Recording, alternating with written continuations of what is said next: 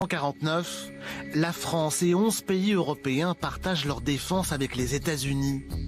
Il s'agit de se protéger d'une potentielle agression soviétique. Suivront la Grèce et la Turquie, puis l'Allemagne de l'Ouest.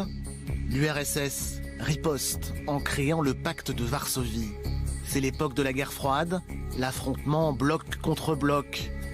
Mais en 1966, la France fait un pas de côté. Ce dont il s'agit pour nous, c'est de nous tenir en dehors de toute inféodation. C'est-à-dire au plus tard en 1969, cessera pour ce qui nous concerne la subordination qualifiée d'intégration qui est prévue par l'OTAN et qui remet notre destin entre les mains étrangères.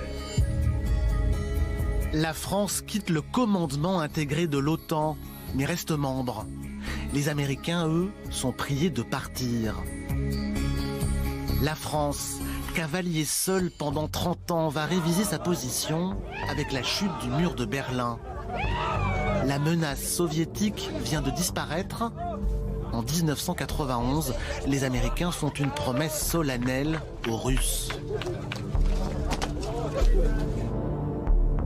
La juridiction militaire actuelle de l'OTAN ne s'étendra pas d'un pouce vers l'Est. C'est le contraire qui se produit. L'OTAN s'élargit jusqu'aux pays d'Europe orientale et aux pays baltes. Derniers arrivés, l'Albanie, le Monténégro. Les anciens pays du bloc de l'Est sont désormais membres de l'OTAN. L'Ukraine pose sa candidature pour Vladimir Poutine. Une provocation au moment où il annexe la Crimée.